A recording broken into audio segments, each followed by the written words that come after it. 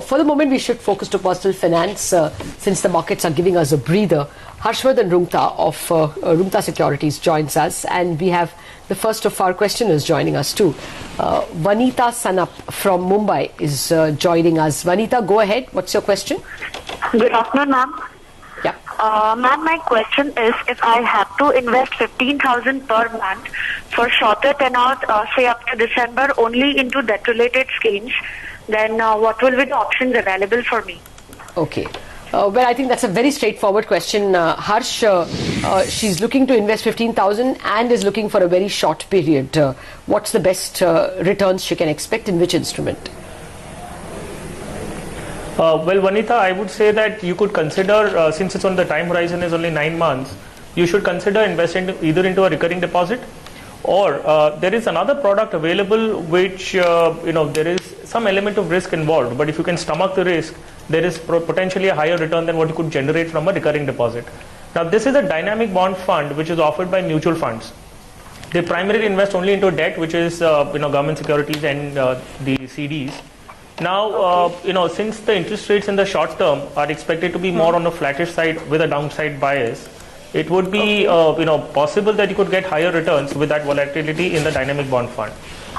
Just a point here, you need to note that if you exit from the fund within 1 year, which is definitely a case in your in your situation, there is a 1% exit load. So if you do the math, if you think that the 1% exit load is worth taking into your stride against the possibility of a higher return, you could consider a dynamic bond fund. One of the funds which is doing well in its category is SBI Dynamic Bond Fund. Or else, as I recommended first, go for a simple recurring deposit. Your time horizon is very clear. You know it is 9 months. So a recurring deposit from a bank would be much better for you in case you do not want to take the risk. What will be the relative yields for both these products, Harsh? Post-tax? Well, let me first give you the gross yields, because taxation would be more particularly depending on the individual. Now, a recurring deposit, I believe, would be giving about a 9% return currently from any bank. She can inquire it with her local branch. Against which a dynamic bond fund, the past performance has been about a 12% up. It's been about between 12 and 13%. Now, if she falls into a nil tax bracket, which is within the minimum tax bracket, then everything is tax-free for her. So it's only that important part is that you need to take into stride that at one instance you're getting a fixed coupon rate. On the other instance, there is no fixed rate which is going to be paid out, but there is a possibility of higher return. So if returns make a difference to her, she has to put all the things in perspective and take a decision accordingly. Fair point. Vanita, that's the reply for you. I was assuming tax only because if you're saving 15,000 or investing 15,000 a month, a little unlikely you will not be paying taxes. Okay, let's go across to the next caller. Tushar Chaudhary calls in from Pune. Hi, Tushar. Hi, everybody. This is Tushar. Yes. My query is that my target is to accumulate around 1 crore over next 30 years. So what should be my per month investment to achieve this target? Okay, and could you just quickly run us through your current investments, and if you do have sufficient insurance?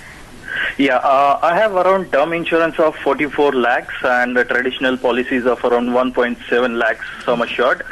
And currently my investment is HDFC Top 200 Fund and HDFC Mid Cap Opportunity Fund for 2,000 each per month. All right. Harsh, how much should he be investing to get that 1 crore after 30 years, and in what? Well, the first thing I believe, Tushar, is clear that he wishes to invest about 8,000 rupees a month. So if he has that liquidity in addition to what he's already doing, I see very comfortably he can achieve his target of 1 crore over 30-year period. In fact, if you do the calculation on the lower side of what we expect into equity assets, he would probably accumulate a corpus which is about 2 or 3 times what he's targeting to. Now, the important thing is, I am not too very sure if the targeted amount of 1 crore is keeping inflation in mind. So, assuming it is, he's well above his targeted amount. Now, the 8,000 rupees that he wants to make investments, he's got 2 schemes. He mentioned he has an HDFC Top 200 and a HDFC Mid Cap.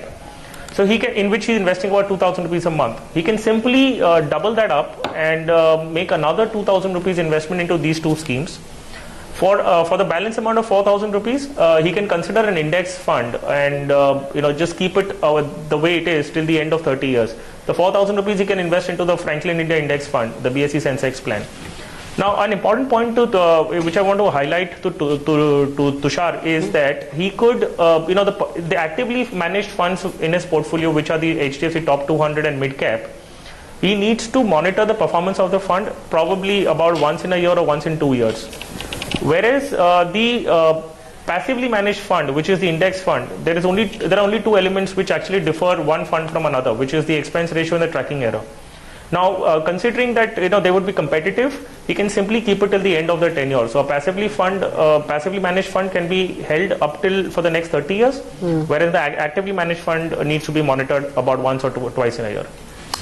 All right, we'll leave it at that. Tushar Chaudhary, thank you very much for joining us. Clearly a savvy investor. He's starting young and has very smartly stuck just to term insurance for the life cover, and that's a fairly ambitious target of 1 crore, which according to Harsh can be bettered a couple of times.